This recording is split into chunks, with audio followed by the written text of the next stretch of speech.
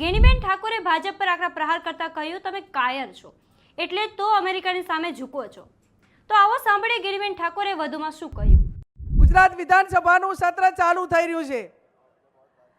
ભાઈ જિગ્નેશભાઈએ કીધું કે ભાઈ તમને શેનો ડર છે, જેથી કરીને તમારે અમેરિકા સામે ઝૂકીને જે અમેરિકા નક્કી કરાઈ ડીલ કરવી પડે છે।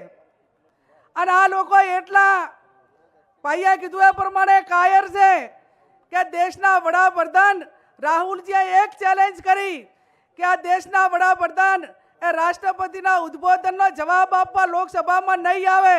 11 વાગે ચેલેન્જ કરી અને 5 વાગ્યા સુધી આ દેશના વડાપ્રધાન એક ચેલેન્જની સામે લોકસભા ગૃહની અંદર આવી શક્યા નથી।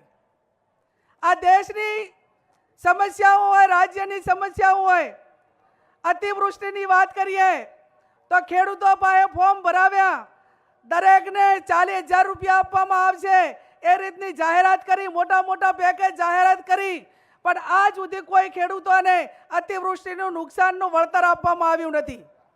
મહિલાઓ સામેના અત્યાચારો હોય, મહિલાઓ સામેના કેસો માટેના એની રજૂઆત હોય તો એ પણ પોલીસ તંત્ર બિલકુલ સાંભળતું નથી। થરાદભાઈ રજૂઆત આવી કે ભાઈ આ રાજ્યની અંદર કોઈ ખેડૂતોને યુરિયા ખાતર લેવું હોય તો લાઈનમાં ઊભું રહેવું પડે, પણ જો દારૂ મેળવવું હોય કે ડ્રગ્સ તો જાતા હોય ત્યાં તમને હોમ ડિલિવરી મળી જાય। આ ગુજરાતની દશા છે। હમણાં ગઈકાલે સમાચારમાં હતું કે રાજ્યમાં છેલ્લા 1 વર્ષમાં 500 કરોડનો દારૂ પકડાયો, તો 500 કરોડનો તો ખાલી નોર્મલ રીતે અજાણતા પકડાયો, તો આ રાજ્યની અંદર ગેરકાયદેસર દારૂ કેટલો ઘુસાડ્યો છે ને કેટલા યુવાનોને પીવડાવવામાં આવ્યો છે એનો આંકડો ગણવા જઈએ તો આપણને એમ લાગે કે લાખો નહીં પણ કરોડો રૂપિયા એ આ દારૂ અને આ બધીઓમાં આ દેશના યુવાનોને રાજ્યના યુવાનોને બરબાદ કર્યા છે। મેડિકલ નશો હોય, ડ્રગ્સ હોય, દારૂ હોય, નશાની ગોળીઓ હોય, આ તમામ પ્રકારનો નશો એ ખુલ્લેઆમ માર્કેટમાં કોઈ પણ પ્રકારના ભય વગર ખુલ્લેઆમ વેચાણ કરવામાં આવે છે।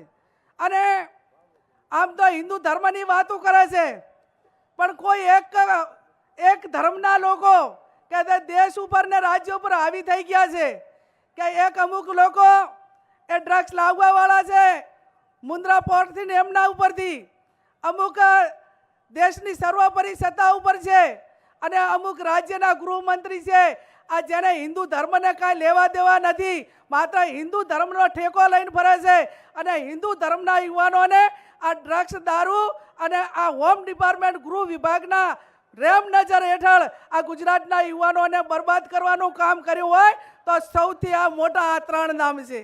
અને કયા 3 નામ છે તમને ખબર છે કે એક મોટો કારોબાર છે, એક દેશનો એક આખું જે હોમ ડિપાર્ટમેન્ટ કહેવાય એનો વડો છે અને એક આ રાજ્યનો વડો છે।